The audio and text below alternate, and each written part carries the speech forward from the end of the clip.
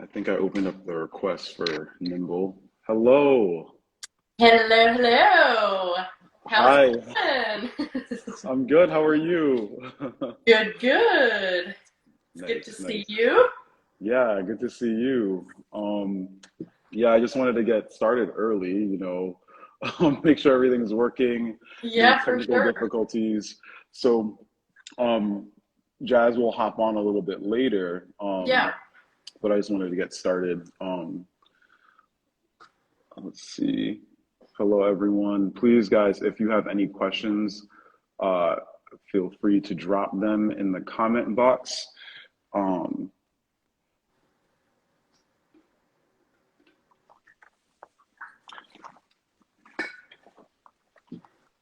yeah, this is officially my first live solo dolo.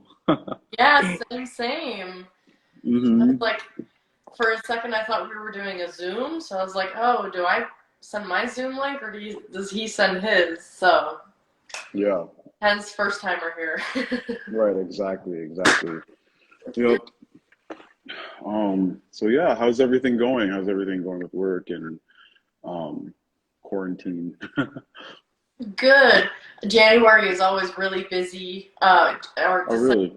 January. Okay, Both okay. always really, really busy months because people like to get things changed and cleaned for Christmas or the holidays in general, Yeah. and then get back ordered, of course. So it tends to move and shift over to January. So those are my favorite months to work because that means I get to be busy. Um, but yeah, quarantining currently because I'm headed Right. out for a trip. So Okay. you know, doing my part and following Yeah. all the procedures. So Right. yeah. Awesome. Awesome. Hello, everyone that's joined. Hello. Angela. Oh, Hello, hi, hello. Angela. Hey, Redding, California. There you go. Love it. Love it. Love it. We're global here. Um, okay, so I put my phone on airplane mode, but I'm still getting notifications. Yeah. So I heard somewhere that you're supposed to put your phone on airplane mode when you do these things. Oh, interesting. I didn't know that. That's awesome. Hello, Antoinette. Thank you for joining. Thank you. Thank you. Um, So yeah, um, I'll introduce myself, and then you can go in and introduce yourself, and then we'll get into some of the preliminary questions, and then Jazz will pop in, and she'll ask you some questions also. So my name is Jide. I am the director of brand and merchandising here for Takusanu Senegal. I've worked with Takusanu Senegal for a little over a year, year and a half. And I manage everything from obviously from a brand perspective, but then also like design, merchandising, buying and planning, like the operations part of the product that you see. So I manage that too. And then all of the, for the most part, photos and style sort of realm, I manage that. And so I partner really closely with Jazz on making sure that we're able to offer you guys quality products, and then also like make sure that we're making our statement in the home decor space, in the home goods space. I also work closely with our artisans. I know them all on a first name basis, constant communication with them, because they are really the heart and the backbone of like what we do at Takusanu Senegal. So, yep. Hello, everyone. Thank you guys for joining. Um, yep. Hello, hello. I'm sending you guys waves also. But yes, if you guys have any questions throughout the live, please drop them in the question box, and then we'll make sure that we address those. And then once Jazz comes on, she'll actually answer some of those questions too. So if you want to introduce yourself, that would be great. Yes. So my name's Adina de Kramer. I was born and raised in Switzerland and then immigrated to the States 6 years ago, I think now. Mhm. Love it here. I live in Salt Lake City, Utah. I've been an interior designer um, well, I've been practicing it for over 10 years now, Mm, but made it an official business 3 years ago, and I love every minute of it. mm, My sole purpose is to just make my clients feel like their home really reflects who they are. mm. And it's so fun seeing that develop, not just over weeks and months, but actually over years. Yeah. Some of my clients that I still have from Switzerland or even in London, actually, funny enough, a client of mine from London just texted me this morning. It's just Mm, fun to keep yeah. those relationships, like Jide mentioned, going. It really is Yeah. more of a relationship that you grow with. Yeah. Benefit of getting paid. um, but yeah, it's just so fun. You get to create design in this endless loop that's developing and evolving, um, as opposed to a one-time deal that you just check off your list. So much fun. Love my job. Yeah. Keeps me up at night, and I love it. Me too. Yes, like that. Yeah, yeah, yeah. Me too. Me too. So like, I think that, um, I think that's like really. I feel like our customer centricity, and like the like relationship building is what really connects you and us, because I feel like that through the spirit of everything that we do is like really apparent and felt. Like I always make fun of Jazz. I feel like she knows every single customer on a first name basis. Like I'm not even. She'll be like, "Hey, Mark just ordered a basket," Yeah, or "I gotta send something to Hollis." So that's really really important to everything that we do. that's So awesome. yeah. So I wanted to ask you a couple of like design or like your like process in getting into interior design. Like how did you end up here? Yeah, that's a really good question. I don't really know. Next question. I'm just kidding.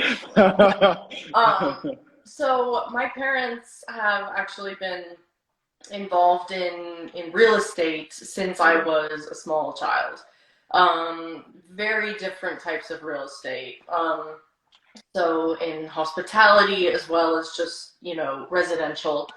And Mhm. so I remember as a kid, I would be in these waiting rooms or be out in the lobby waiting for their meetings to be finished, and I would Mhm. start out of boredom start looking around, and thinking to myself, well, what would I change about this room, or how would I rearrange this lobby, if I needed to. Yeah. So that was definitely one factor that I think played in very early. Mm. um, just my mind liked reorganizing and redecorating. As far as construction and renovations go, when I got older and I would be in on the meetings sometimes with my parents, they would ask me questions. Well, what would you do? Or how would you do this? Mm. And not even with the intention of getting me involved at some point. They just always loved involving me in everything they did. Yeah. Because they were so busy, they often had me and my siblings with them and just tried to engage us, and get our little minds working, Yeah. really early on. So I think it was always kind of given to me in that sense, or the Hmm. opportunity was always there for me to get involved. Yeah. Um, but I think I grabbed the opportunity and rolled with it because I fell in love with it. I fell in Yeah. love with colors. My husband always makes fun of me because the first question I want to ask people is, "Hi, what's your favorite color?" I always want to know what someone's favorite color is, or I always want to know what someone's favorite animal is. I love Hmm. colors, textures. It matters to me to know what someone's favorite of that is. So I think it comes Yeah. naturally to me to want to incorporate that in my everyday. So, long story short, I think I got involved at an early age just through my Yeah. parents being involved in it. Hmm. Yeah, that's probably the answer I want to give. That's awesome. No, yeah, that's like it's I think we take for granted, like, well, not take for granted. Sometimes we don't realize, like, the impact that some of the ordinary things, like growing up, like how it really shapes you. So, like, Yes. I went to this candle making place, and the person that was helping us make the candles, Jazz, please stop texting in the group. It keeps going off. Um, the person that was helping us make the candles, I asked her, I was like, how did you get started making candles? And she's like, well, I started a year ago, but I was a teacher for 20 years. And then, like, again, like, just the instructional quality, like, going throughout your professional life, doing that, and then finding your way randomly into making candles. And the same thing for me. Yeah. Uh, it's so weird. Like, my dad told me this story once when I was a kid about how he used to weave baskets for in Nigeria, and that was like how he made money and sold them. And it's like a story that your father tells you, like when you're 7 or 8, and it Yeah. just on the back of your mind, you don't really think about it, and then lo and behold, now here I am working for a company that primarily sells baskets. It's so weird. Yeah. Um, More on that story in our dye collection video. If you have not seen it, it's a video on our page. It's a short film, features. We put it out for Father's Day, this last Father's Day. So please check it out. It's a special project to me. But my second question for you though is like, what was the process like, even internationally, sort of formalizing your interior design practice? Yes, so I love this question. I actually hoped that this would come up Yeah. because again back to my parents. Hmm. I feel like they should be on this, but they so my dad traveled a lot for business, so he would try to have us travel with him as much as he could because again he Hmm. wanted us to be with him as much as he could. So we would travel to extremely awesome places like, um, just to name a few, Rwanda, Kenya, Wow. Thailand, Mm. Nicaragua, just such awesome places. And he was active, especially in Benin and in Wow. where else? In Kyrgyzstan, Georgia, Armenia, Wow. all these really awesome, beautiful Hmm. places, Mongolia. And so he loved interior design also. And so he would come home with all these beautiful trinkets and all these beautiful art pieces and sculptures and furniture pieces, and it drove my mother nuts because she's just like, oh, I'm going to put all this stuff, like, oh, we'll figure it out later, who cares, like, look at this. But when we were on the trips with him, we would go into these beautiful stores and to these artists. And Mm. I love that my dad always tried to get to know the artists. And I think something that I Mm. learned about my personal style now that has its own twist, Mm. um, is getting to know the artist behind the furniture that you're buying. And Yeah. there's absolutely nothing wrong with buying from mass companies. Hmm. Some people really hate on it. I have nothing against it, but for Yeah. me personally, I've fallen in love with the small business industry, if you will, because like you and I, Takusanu, Nimble Interiors, we have this personal relationship. Yeah. It's more than just supporting each other. It's creating together suddenly. Yep. If Yep. you're building a relationship with, let's say, an artist, who does paintings and stuff. For example, this is a print of Ment Nelson, Mm. really really awesome, really really awesome Oh artist. wow. Everyone should go check him out. Um, like you get to know their stories. You get to know you get to understand why are they painting? Why are they Yep. creating? And Yep. it creates stories in your home.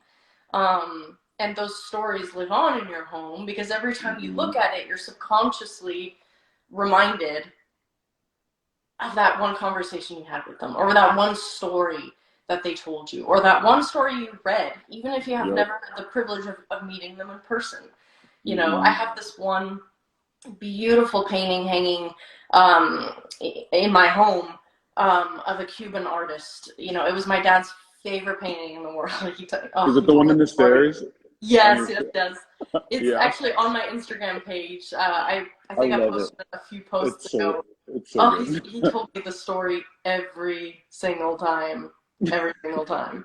And now it's in my home, which is awesome. But yeah, like Hmm. every time I pass it, I'm reminded of, first of all, my dad, but second of all, also the story behind it, you know, Hmm. standing up to the power, which this is not a political platform, so we're not going to get into that. But Yeah.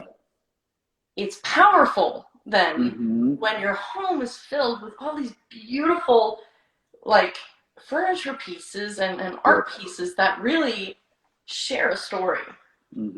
Yeah. And I think that like it really transforms like the individualism in like the home and makes it more global. Like your Yes. home is like your home is not just your own. Like Yeah. it's and like I think that now even like during this moment of isolation, like that is so important that Yes. our homes are filled with like moments to connect with others or moments, yeah, you know, so like that's like really really really cool. I like that, I love that. Yeah. I mean, and not to, and like actually to ping on something you said, like it is so important that we work with the actual artist for a number of reasons, right? Yeah. Obviously, so like most times, you know, in Nicaragua, like you had mentioned, Nigeria, Benin, like all those areas, like a lot of times the artist is not the person selling or they're not the person at the marketplace. And Yeah. that's fine, that's great. Like, you know, we have a salesperson's culture and vendor culture, and that's amazing. But you know, for us, we try our best to find and grassroots to find the actual local artist Mm-hmm. and work directly with that person. One, it makes our design process a lot smoother, and then two, it like allows us to hear the voice of the artist that's creating. Yeah. So we have a new product launching soon, very, very soon. I'm really, really excited about it. And 10 minutes ago, the artist just was, you know, had some concerns with one of the pieces. And, you know, and it had to do with the financing piece. Like she said, hey, this piece, you know, was a little bit more difficult and required a little bit more materials than I thought. What do we think about this price? And Mm-hmm. like for me, like that's like so important. Like you can't really get that, one, Yeah. you can't get that story, but you can't get that interaction, you know, at West Elm. I mean, Yeah. maybe at a high level, but Yeah. it allows us to really work with the artist and the human in creating the treasure. Yeah. And so, um, yeah, so that's really, really, yeah, I love that. I love that. I love that. I guess what is your uh, biggest advice if someone for someone or anyone who's wanting to find their way into actual interior design practice? Yeah, that's a really good question. Um, so interior design practice as in professionally, not as in decorating their own home, right? Yeah, the actual design. Okay. Yep. Um, Well, yeah. actually, let's actually let's before we get there, can you talk to me about the differences between decorating and styling Yes. and actual and like design? Because I feel like especially in this Instagram moment, everyone's a designer, everyone's an interior designer, when in actuality they're actually stylists. Yes. But can you get into the distinction there? Yes. So, funny. Yeah, that's actually really funny. I actually had to Hmm. learn the difference when I moved to America because in German, which is my native language, Hmm. it's interior architecture and Hmm. decorator. So that should probably give you a pretty good sum up of what the difference between interior design is and Yep. stylist or decorator. Um, Interior design really is interior architecture. You're Yep. renovating, you know, you're changing something about the structure of the house, typically. Hmm. And to a larger extent than painting the walls. Um, you know, whether it's the floors or, you know, knocking out a wall or changing the lighting scape, Yep. you name it. Decorating is already in its name itself. You can redecorate, and that actually includes changing the paint on the walls, changing your sconces or your mirrors on the walls. Hmm. Um, and whatnot. But if, say, you're going to change the countertop in your kitchen, that would already fall more into interior design because it's technical. Hmm. So I think they're pretty easy to separate from each other, and Yep. there's plenty to go around both jobs, I would say. Hmm. Hmm. Yeah. Yeah.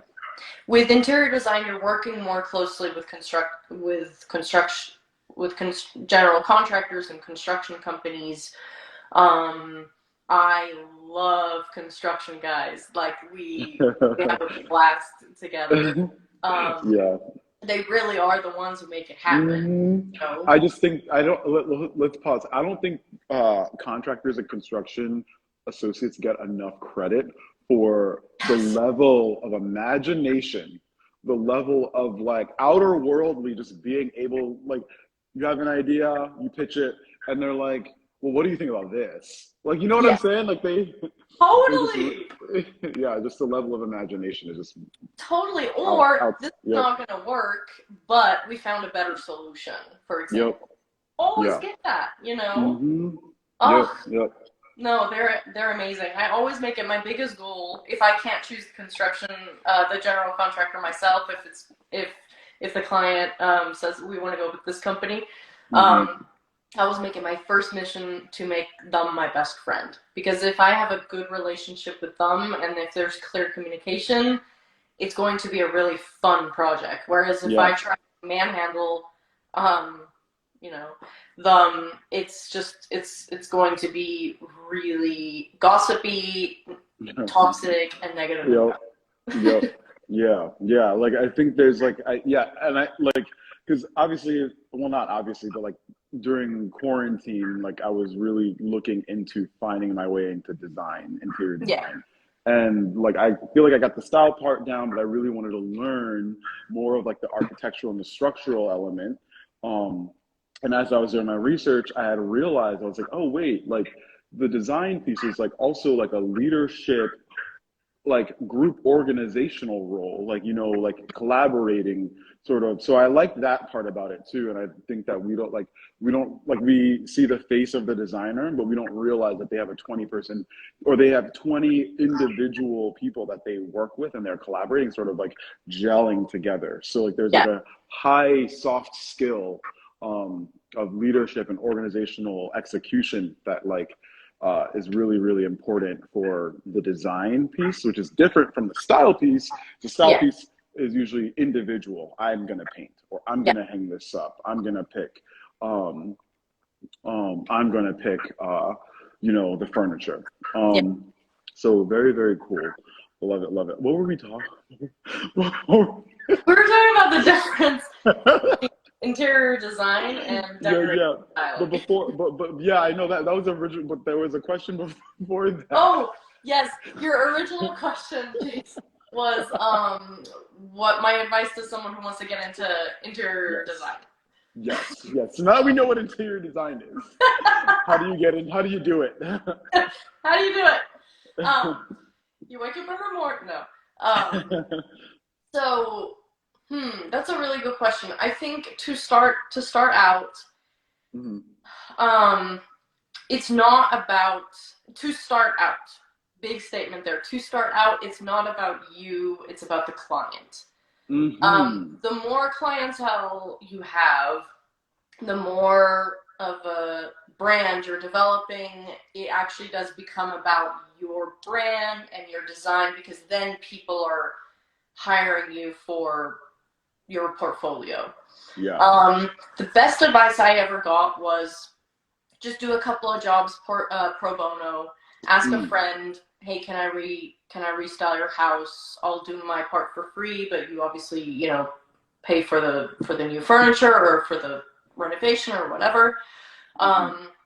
And that's how I started out. Is I just asked a couple of friends, hey, you know, you mentioned you wanted to change some stuff. Can I do it for you for free? You instantly have a portfolio and something to show someone who's considering hiring you.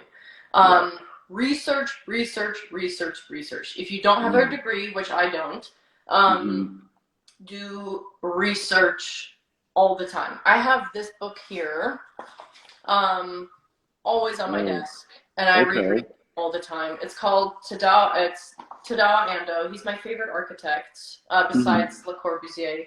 And it's conversations with students. I circle things. I take notes. It's just, you know, you can look through Vogue magazines, and that's great for inspiration. But if you're buying books on architecture, it actually helps you much more to define, oh, what style do you actually like? Because furniture is step 2, architecture is step 1. If you have awesome architecture, furniture won't even really matter. It's an afterthought. Yeah. If you don't have the luxury of awesome architecture, you know, like you live in an apartment that you wouldn't pick if you had endless, you know, limits, whatever. Yes, then furniture obviously is really going to be your star, and paint, you know.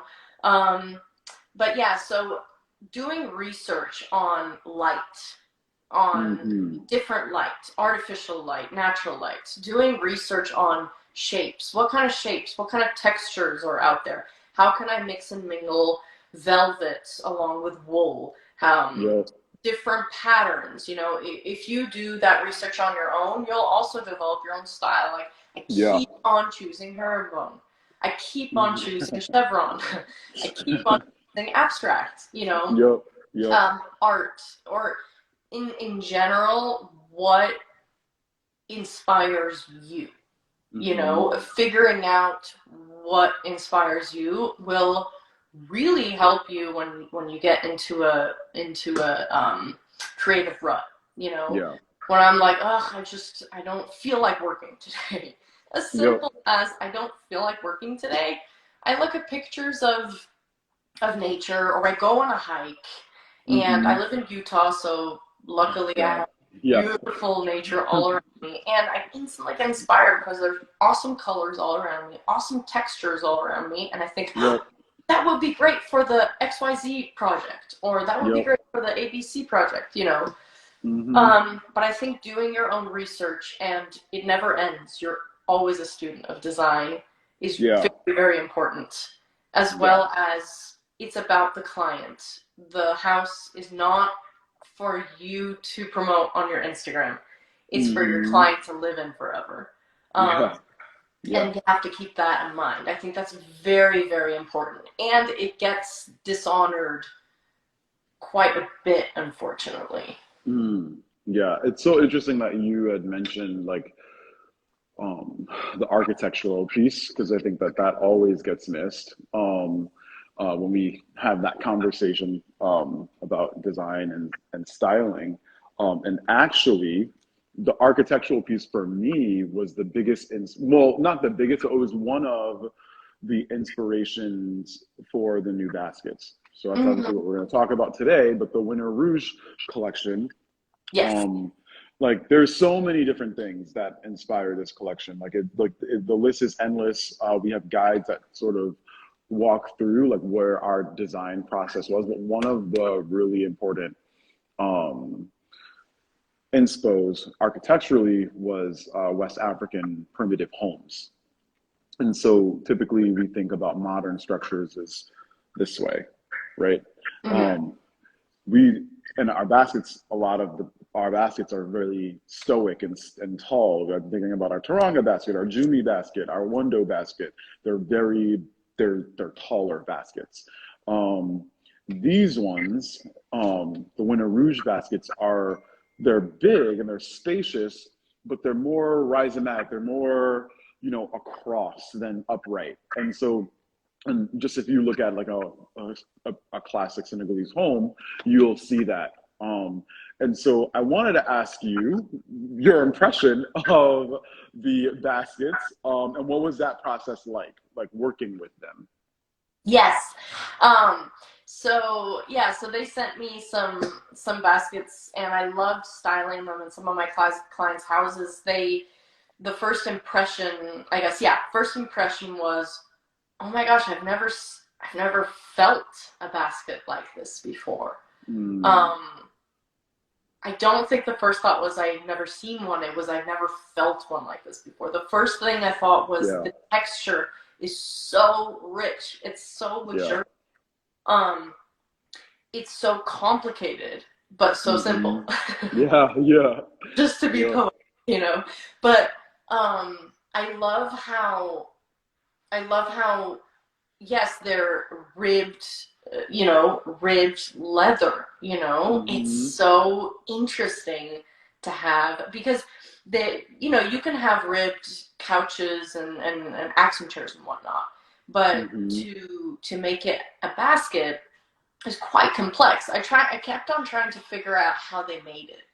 I love working with pieces and items Hmm. where I constantly Like, sit yeah. like this. How did they Hmm. make it? You know? Hmm. Hmm. Um, and I love colors. You wouldn't think it because my office is like black, but I love, love, love colors. And the red one, the Winter Rouge red, go check it out if you haven't.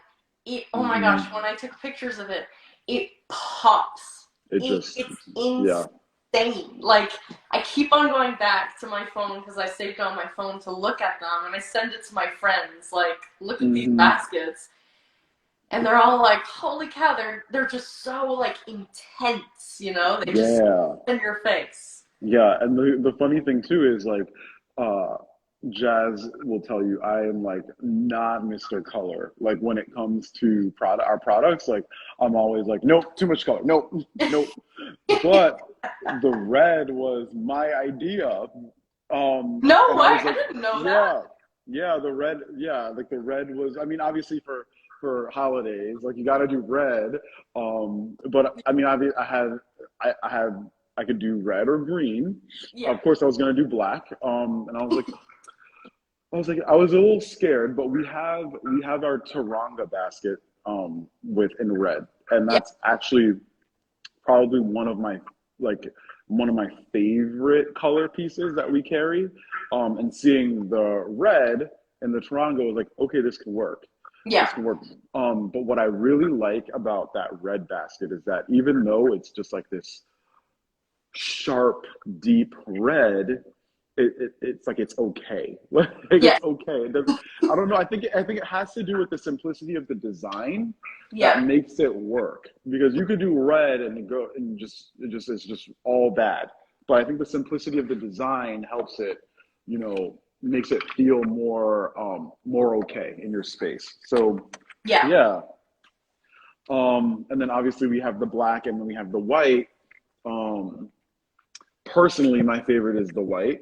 Um, I like uh, how the color of the leather, sort of the natural finish, it sort of gets darker in some areas and then yep, lighter in other areas. I like the pigmented sort of yep, ombre on yes, that. ombre, yes, yes. Yeah, that's like probably my favorite about the white. And then, even just for me style wise, I'm like big on the modern organic right now. It's the trend, I get it, but like I like it. So Hey, you're allowed to like whatever you like. yeah, so that's probably my favorite right now. But yeah, like where do you see those baskets in your space the most? Like where do you see it fitting the most?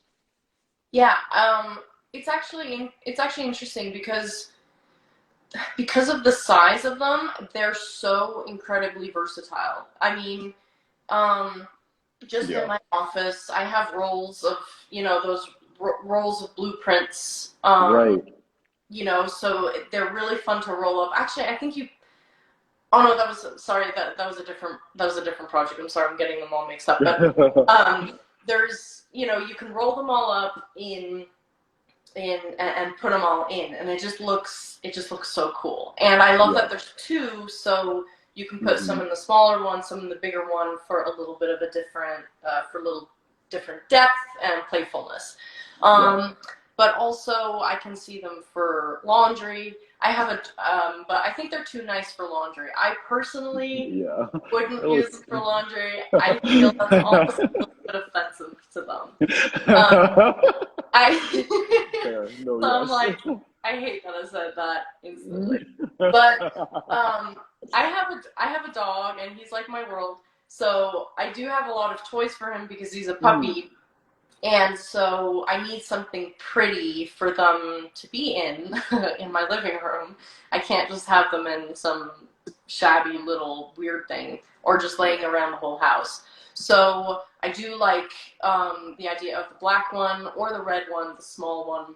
Mhm. They're with a lid, so he can't grab them on his own, but I can Yeah. grab them when he gets to play. Yeah. And yeah, they just really, really shine in that living room. If you see my feed with the gray floors, they really Yeah. shine there. Yeah. Um, but yeah, I think a client of mine, I had the idea of putting some vinyls in there because vinyls can't be put flat. They can't be stacked flat. They have to be propped up to maintain quality. Yeah. And so putting them into the big one actually worked out pretty well. And I thought that was a pretty cool look as well. Just if you want to hide some of them that don't have a cool cover or whatever, you can just put them in Hmm. there. Yeah. Um, the list goes on and on and I on. know. Yeah. What's funny Yeah. is I did not have a hard time finding things to use it for that you Hmm. wouldn't typically use a basket for. Do you know what I mean with that? Yep. Yep. Yep. Like I just moved, and I actually had, I don't know if it was subconscious after seeing your photo, but like I put a stack of books in. Oh, yay! I was like, you don't typically put books in a basket.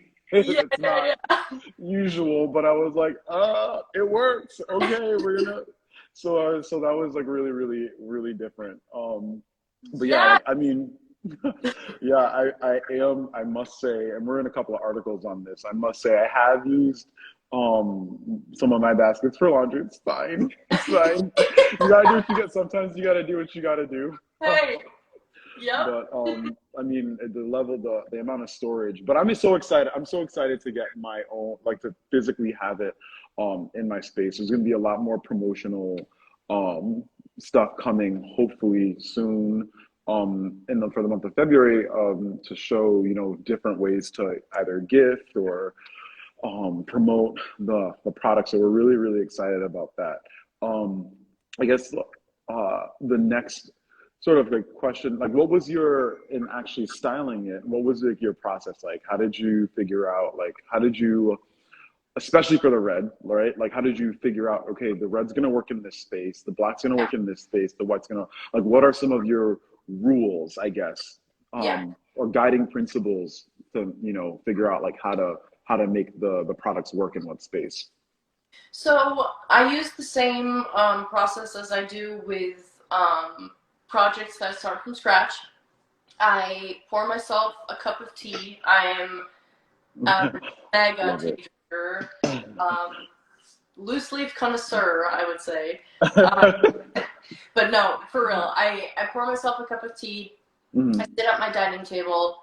I put on some music, some ambient music or whatever that has a good beat, or just gets me into the mood of wanting Yeah. to go somewhere imaginative. And I just stare out the window, and it's almost like playing chess in my mind. I just move it Hmm. around in the space, and it's like it's like it's like you're in Photoshop and you're taking the basket and you're copy and pasting it all around your house, all around the Yeah. client's house. Yeah. if you've been in the space, it helps. Yeah, yeah, Of yeah. course. For the red one, for example, I did a lot of it in my home, or actually I did all of it in my home. Hmm. So I really did just copy and paste it first all around my, I got a lot of hearts for that one. um, yeah, all around my home. And then I did the same thing with the items that I used, Hmm. I did this because, when you said the thing about the books, because I tried to challenge myself not to put the the typical things you would Yeah. put in a basket. I do think it's helpful to take pictures of typical things because you Yep. want to obviously Yep. you want to Hmm. cater to your audience. You want to help. Hey, Yeah. Yep. this is easy. This is easy for you to use around your house. But as a designer, you always want to be the first at Yep. something new. Yep. So Yep. I'm sure I'm not the first person to think of it, but I'd never seen it before, and that's what excited me. So let You, me say this, yeah. like, so it's so funny that you said that because, and for all of our visual people on the feed, like, and like I'm sure you can relate.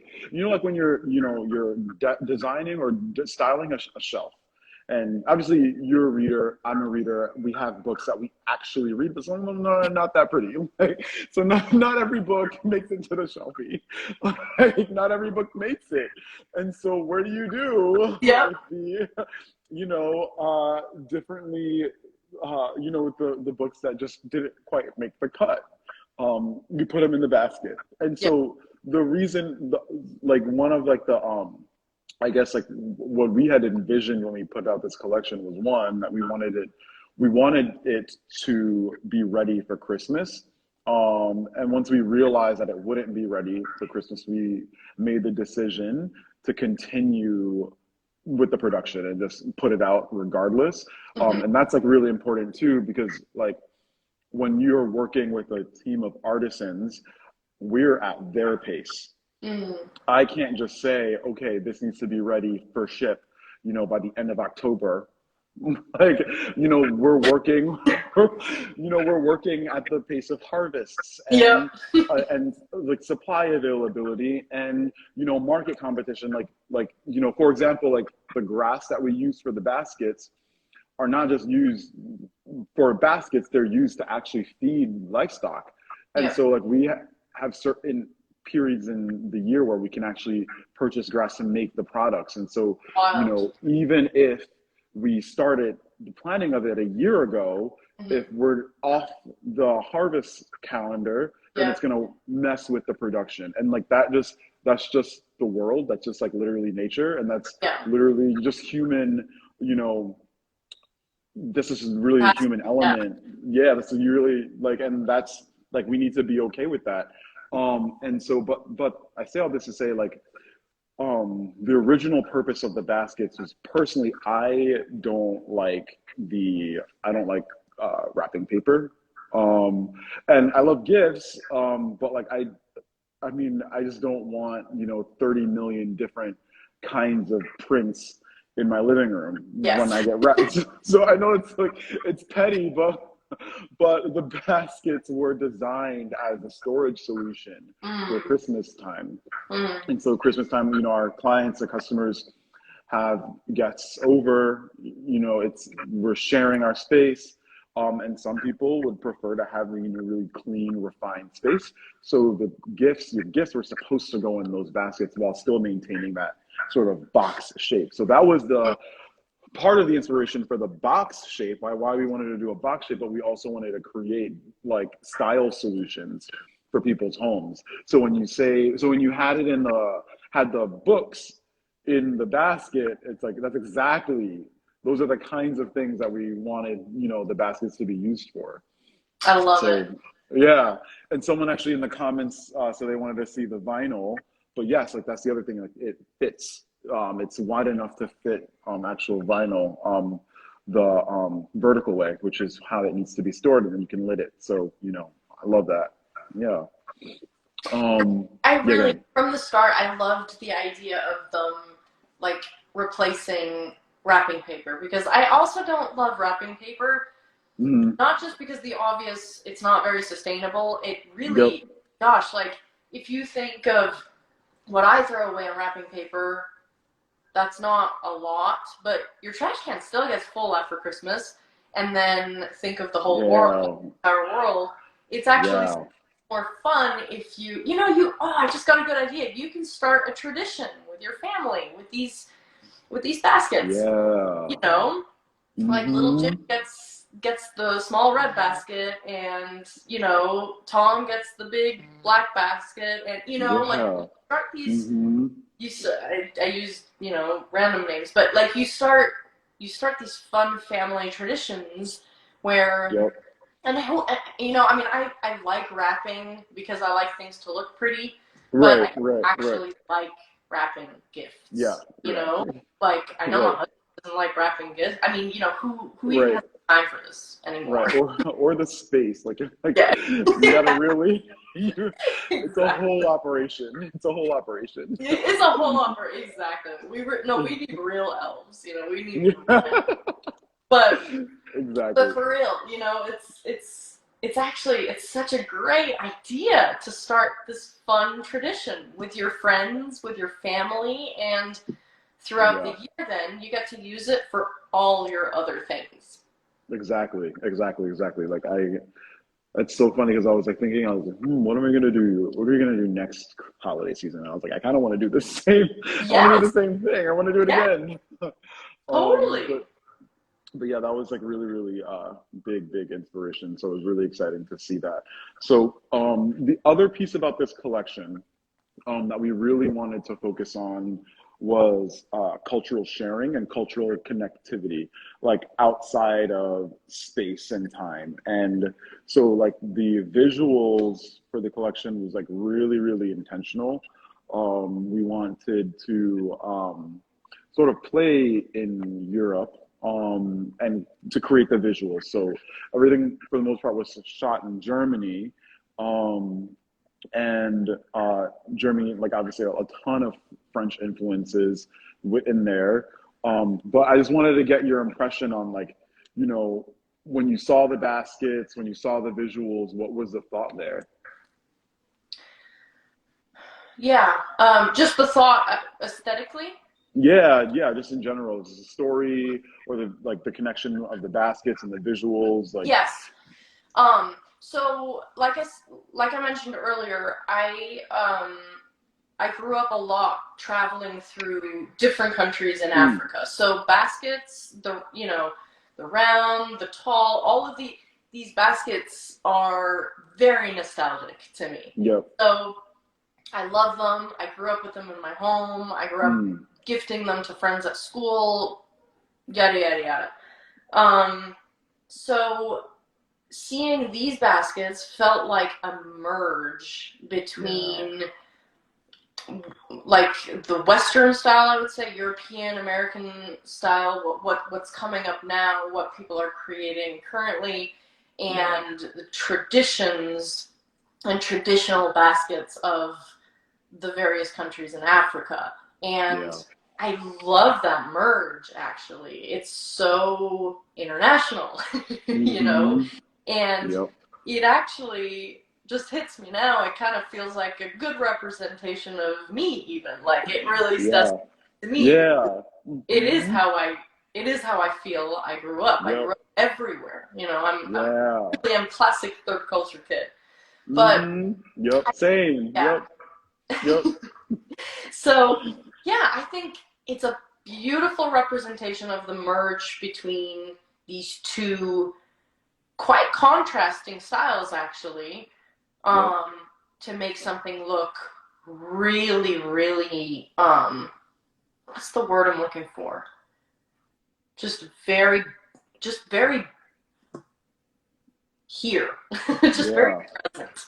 Yeah. Yeah. Like they're very stoic. Like Yes, something stoic. about it. Thank you. That's the word I'm looking Like for. it's just like even like the red basket aside, like black and white or natural are very basic colors, or if they're really considered colors, but like they're really really ordinary.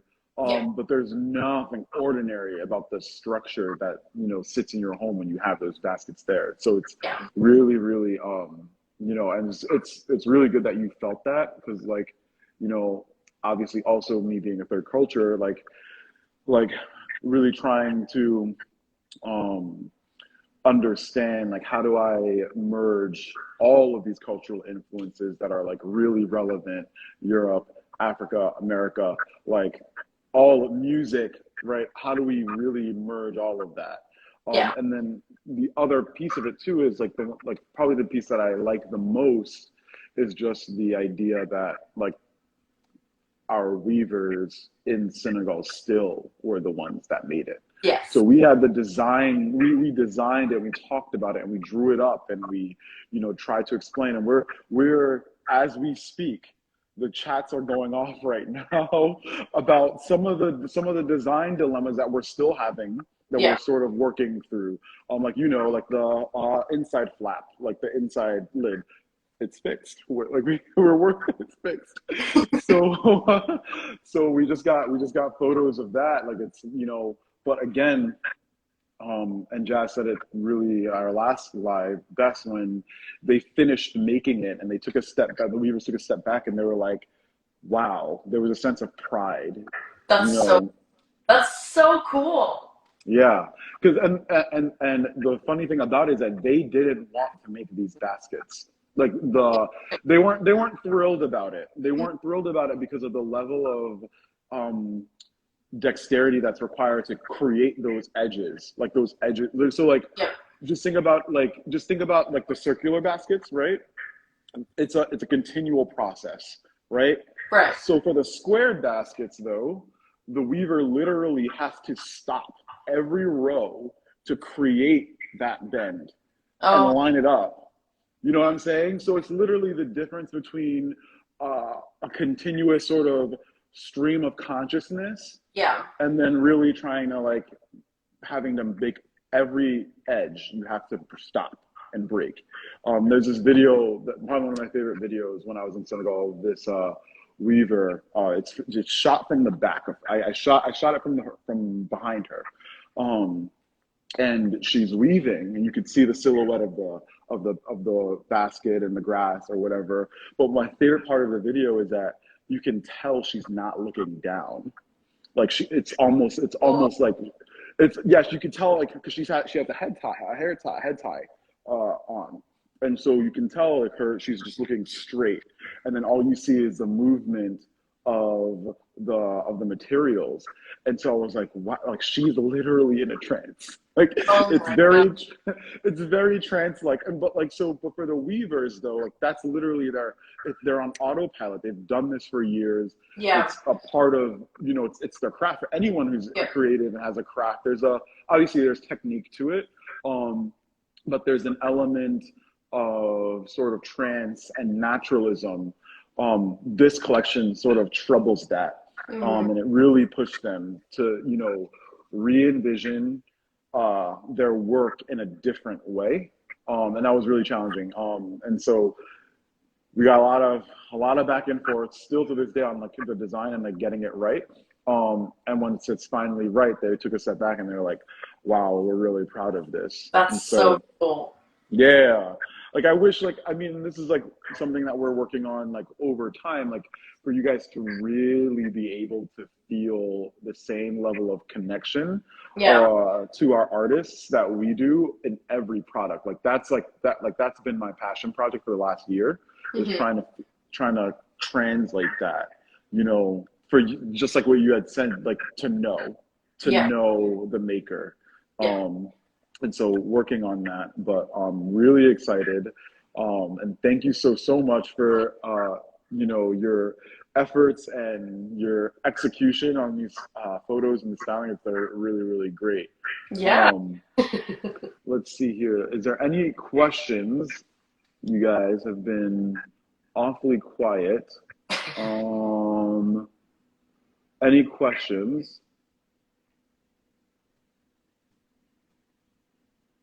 It seems like we like the neutrals better in the comments. People are commenting. Um, okay, I don't see any questions just yet. Squares are hard. Hello, K Ryan. If I'm saying that right, Ryan. Um, did you have any questions for me? I feel like I've I've been Yes, I do actually. I have a couple. okay. Oh, awesome. So, we touched on it a little bit, but Yes. I'd love to hear how, like, where where were you? How did this come about? The Mm, idea, really, of the Winter Rouge. What motivated? What was the cause? What motivated? How did you think these up? yeah. So I'm gonna be super transparent here. So like it was I remember I just moved to Baltimore for a job, and Jazz and Abraham were like rushing to get our winter blues collection off the ground, get it on the website, promote, post. And I remember like we posted it or whatever. And um Kylie Jenner she also came out with her Grinch collection, her uh, Kylie Cosmetics, the Grinch collection.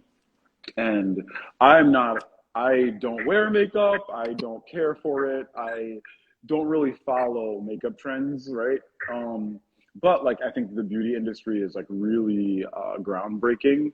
Um, in their marketing. And so I remember watching like her Instagram like story on her Grinch collection, and like it just I like literally it was one of those massive stories, like a whole 13-minute story. Yeah. And I remember like watching the whole thing, and I felt like as I'm watching slide by slide, I'm going back to my childhood, just like with the music and the colors and the visuals of like and even her PR package and like the box.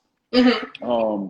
It was just it brought me back to memory lane, and I think it was probably the idea of the box as being so contrasting to the circle. And as a design, like in design, in styling, I usually think about I think about my shapes. I am either a circle person or I'm either a square person. Hmm. I'm personally trying to be more circle, but I'm usually more of a square kind of guy. And so I was like, what if I could do squares? What if I could do squares? And so we had experimented with our studio collection. And the weavers were able to do squares successfully. And then then I was like, well, let's put a lid on it now, and Hmm. then now let's wrap it in leather.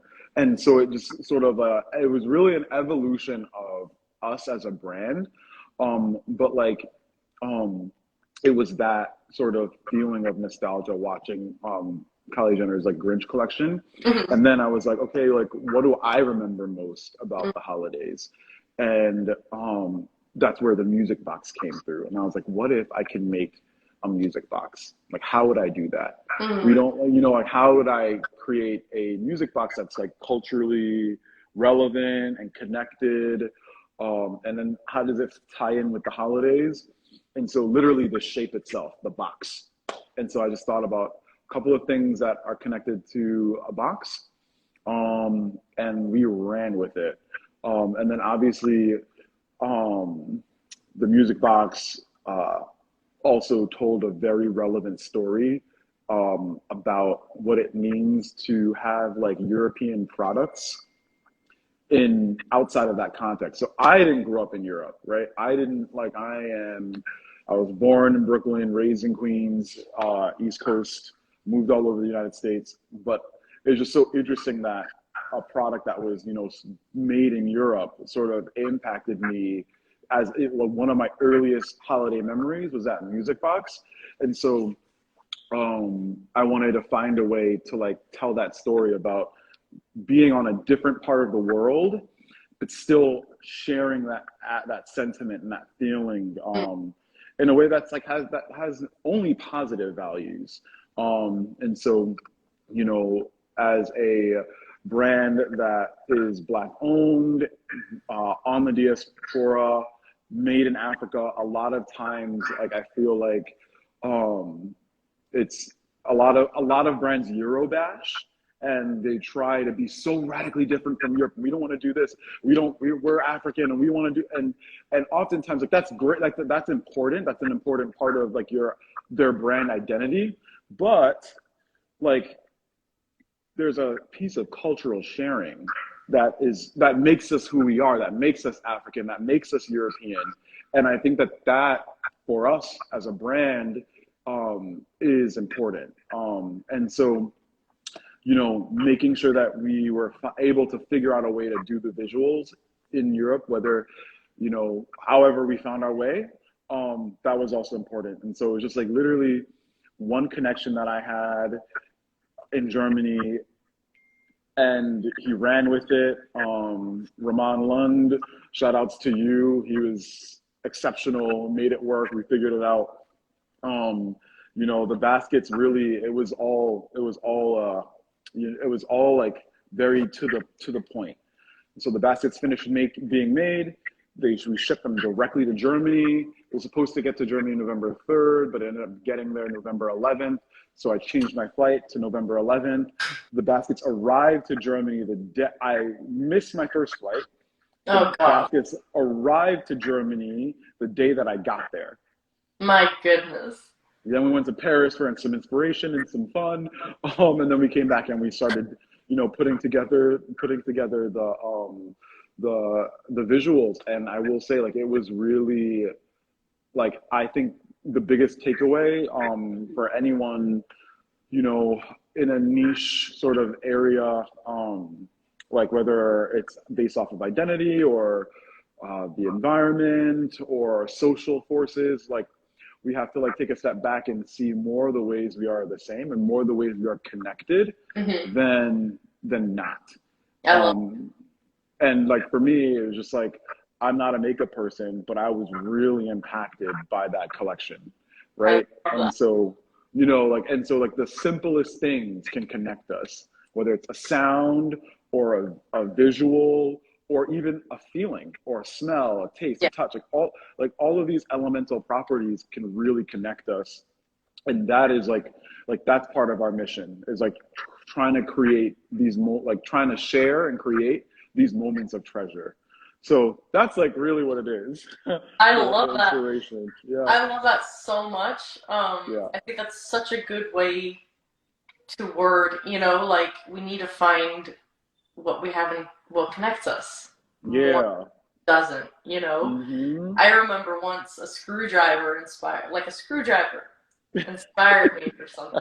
So, like, it gets weird, Kylie Jenner's Reuge Collection, I love it. Or her box, I love it. It's just so lucid. I love it. Yeah, and, like, the other piece of it too is, like, as we're growing our team, like, we're all over the world. Like, we have team members in India, we have team members in the Philippines, we obviously had team members in Senegal, Jazz is in Florida, I'm in Baltimore, like, we're all over the place. And so, and we all try our best to come together to create. And so, being global is a part of being local. Like, that's, like, they're different, but they're also the same. So, yeah. Love it. Yep. I love it. I have one more question if we have time. Okay. Yeah, of course, absolutely. So what invoked you to get into design in the first place? Like, what did you do before, and how did you then transition into design and being a creator? Yeah. I think so. I worked retail my whole life. Okay. So I started working my first job ever was I worked at this Jewish supermarket right around the corner from my house. My dad knew the owner. I was 16. I got the job. It was, like, the best and worst job ever. But it was, like, my first time, like, dealing with products. And ever since then, I just, personally, like, I just kept working in retail spaces. And so, like, I've always seen merchandise from the consumer's perspective, and I've always, when there's nothing to do, you look at the packaging, you look at, the colors, and you look at the arrangement, And so as I grew up and got older, like I just kept working in retail.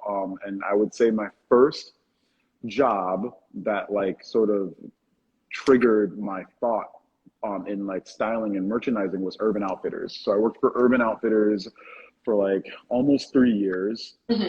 Um, and that job made and broke me. Like it was such a hard job. I got paid nothing, but I really learned a lot. Like if anyone's been into an Urban Outfitters, I'm sure you've seen the space. They're all unique. They're all like perfectly curated, but like everything is done and designed from that team, from that local team. So it was like my first. So I didn't know this at the time. I was just out of college. I didn't realize that like our Monday meetings were design walks. Like I had no idea. Like we would walk the store and we would talk about, you know, light, natural lighting, artificial lighting. What can we do with the architecture of the space? How do we turn things off grid to create an effect? Like, you know, what kind of walls do we need to put up? What walls can we paint? So like, you know, like how can we modify our space to really create a moment? And like, you know, it was just, and it was also analytical because we were also looking at data and numbers and trends. And so like that probably, I think it was my first like it was my first real job. So I took it like super serious. And like it kind of just changed. Like it was really formative for me. And so left Urban and then continued working retail and found my way in operations. But like my passion has always been merchandise and products. And so once I got my first job, moved into my first apartment solo, I was like, here's my chance. I can do whatever I want to this space, sort of. I can do, you know, I can decorate it and do whatever I want to the space as much as I can. And so I just started doing that in my own apartment in New York. One of my friends that I worked with when I was in college, she actually is a home decor influencer. Some of you may know her, Reserve Home, Mallory, Reserve Home. Check her out. Her feed is great. She's awesome. She's one of the best, dopest people. She also has been on the Buy from Black Businesses, support, you know, culturally diverse people and businesses from 2010. For as long as I've known her, that's just who she's been. And so she just shared something off of my feed once, and then Jazz saw it and then DM'd me.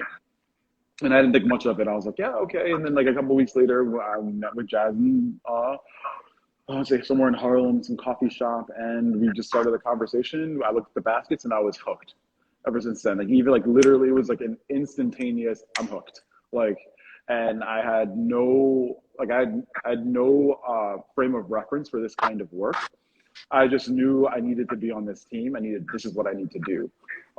And so, yeah, that was really, you know, Urban Outfitters sort of helped me understand what design is and styling and decorating is and how to do it on my own. I then, when I got my own space, I started practicing and I got good at it. And then, you know, every space I've just decorated and designed, you know, styled and photoed, and working for a home decor brand sort of just made it was like a natural connection. And then obviously I've now being, you know, almost a year and a half in the game, like I feel like almost spiritually connected, like understanding my dad's story with weaving baskets. I love it. So yeah, it was so weird. It was such a weird connection. Like it was last January. My dad called me for my birthday, and I was working on something Takusanu, and then I was like, oh snap, didn't you? I was like, somehow I was like, because he called me and because I was working on Takusanu stuff, it triggered. I was like, wait, you're a weaver too. I was like, wait, you're a weaver too. You're one of them. That's so funny. And so I like had the phone conversation with him, which is what the audio to that film is. It's a phone conversation. And so I just recorded the phone conversation. I just started interviewing him and asking him questions, all of questions that I knew the answer to because I remember him telling us when we were growing up the story. But you know, that sort of solidified, you know, me needing to do the kind of work that I'm doing. Yeah. And I made sure to ask my dad. I was like, "Can you still weave?" And he was like, "Of course." He was like, "I can." He was like, I'm probably better now than I was back then." And I was like, "Noted, good, noted." So hopefully, I can get him involved into weaving something. Like I don't know. Like I'm sort of easing it. Like I'm let him retire first before we make him a full time weaver. Yeah. I love it. That's so awesome. That's so cool. What a cool connection. Um, yeah, so Jazz asks you, what is your favorite color in the Winter Reuge collection? Ah, it's such a difficult question to answer because it depends Yeah, on yeah, the setting. I would say yeah. if I had, if I had to pick one, probably the red, just because of Mm, how woo, yeah, intense it is. yep, Um, but yeah, I'm just gonna say red. nice, yeah.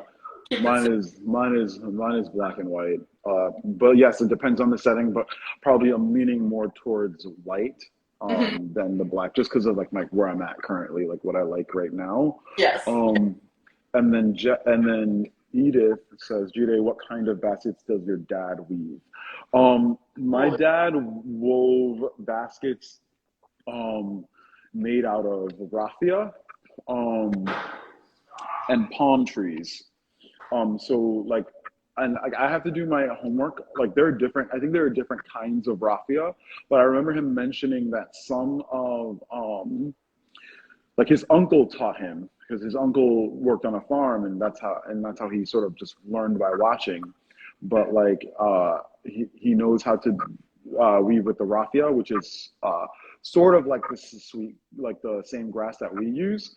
And then he also knows how to do cane. But he said that the cane weaving is um, far more difficult because you like it requires like you know actual you got to break and mend and like it's really tough.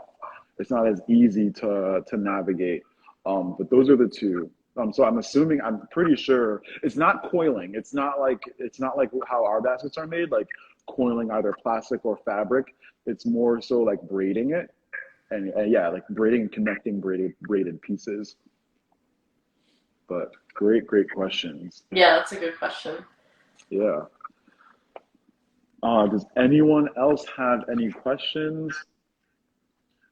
Thank you guys so much for joining and being a part of Yeah, this live. It was really fun. yes, yes. I, yeah, I hope to do more of these. We hope to do more of these. You know, and I know this is not the last time we'll be collaborating. So, you know, I'm really excited. Just like that of our straw baskets. Yes. Or yeah, raffia. It's raffia's sort of looks like almost like palm trees. Yeah, similar to palm trees. What caused this collaboration? Do you know if you already answered that? What caused this collaboration? Yeah, it's a really great question. Did you Yes, it is know? a good question. What caused this collaboration? Um, do you want to speak on it, or should I speak on it? What do you think? We can both speak. Um, I know for me, there's this one iconic photo of our very favorite talk basket, and this was a collab. This was a photo that a collaboration that happened before I was even on the team, I believe, um, or a photo that happened before, and I was like, "This is dope." I was like, "Who did this?" It wasn't me. I was like, "It wasn't me. Who did this?"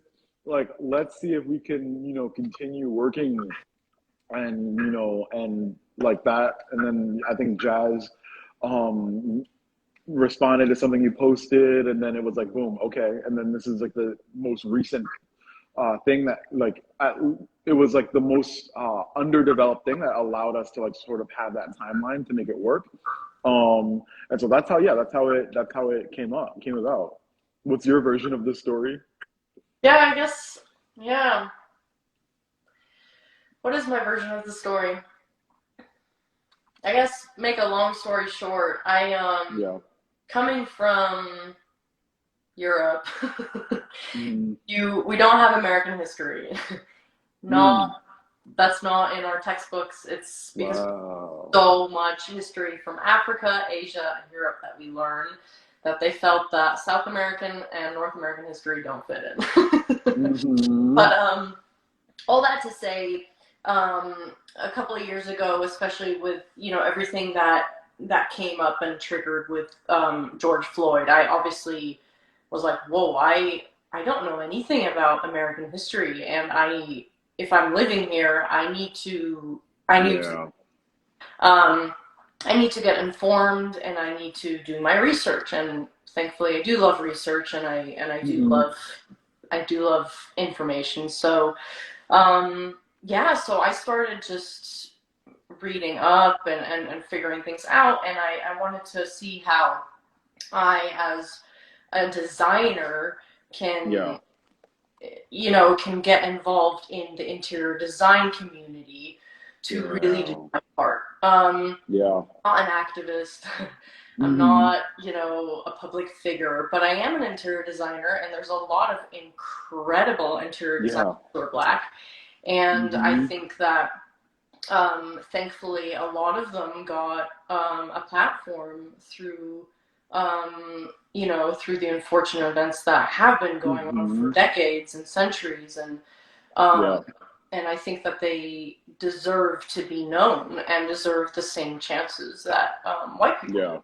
Yeah. Just to Yeah. put it in very blunt terms. So Yeah. long story short, I started researching on companies, interior designers that are black owned, and just compiled a list on my own Hmm. feed. I don't have a big following, but it didn't matter to me. And Yeah. funny enough, Takusano Senegal popped up in numerous places.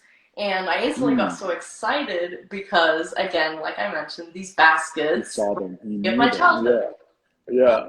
Yeah. These guys are so cool. Like, they're just so Hmm. awesome. I love these baskets. I love that they're Mm. accessible here in America for me, conveniently, but they're Yeah. in Senegal. How awesome is that? Um, Yeah. so I think that's actually really how the discussion, or not I discussion, love it. sorry. I was just reading a The comment connection. got Yeah. mixed up. How we got connected. Yeah, how we got connected, and Yeah. I decided to commit to, hey, I'm not just gonna buy this stuff and then forget about it a month later. I really want to get involved in this community Yeah. if they want to, if they Hmm. have me, I don't Yeah. know how to phrase. Yeah. I love that. I like because I mean because it's like this is not like I'm not a social activist, and I feel like that's like my in a past life I was. I mean, I studied political science and economics in college, but like I just not it wasn't really my route. Like, of course, I wanted to save the world, but again, like I think, duh. um, but I think that it's like really important. Like, and no, we're not selling, you know, healthcare or selling healthcare. Excuse me, Freudian slip. We're not providing healthcare or selling life insurance. But I think what's like really impactful and easy to forget is that like there's a huge potential for home decor to tell meaningful stories, to make meaningful contributions, and to say something from a perspective that is uniquely theirs. And so, it's like how better to change hearts and minds than to be invited into someone's living room. Mm, Like how better to break the gap of discord that's happening outside in the world than to allow me into your bathroom, to allow me into your kitchen, to allow the work of this weaver to enter private space. And so, I think that that's like really really something to remember. And like that's, you actually triggered my thought on that. These are like how these conversations are how this is how me and Jazz go back and forth every morning. We call them our wake up calls, our 6 to 7 a.m. wake up calls, where we just go I love often. it. I want to be a part of that. How do I get that? Yep, we just go. We have once or twice a week our wake up calls. Um, but yes, if there are no more questions, Dina, thank you so much. We cannot wait to share, so much of your work on the Winter Reuge collection. I think that, and I told you this, I think that you've added a new flavor to this collection. And we are really, really, really excited for everyone to see, for the world to see what you've created. So thank you. Yes. And thank you so much for having me. This was an awesome Absolutely. first. Sorry, there's a fuzzy. Awesome first live. Um, Yeah. but yeah, you guys are just so much fun to work with, for however you want to put it. And Hmm.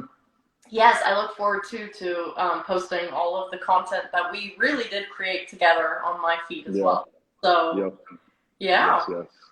Awesome. If you guys have any more questions, you can drop it on the post, this most recent post, if it's still up, and if it's not, just DM us, and someone will definitely get back to you. Thank you, guys. Yes, thank you so much. Have a great All day, right. guys. Bye, Jide. It was good to see you. Bye. All right. Good seeing you. Bye.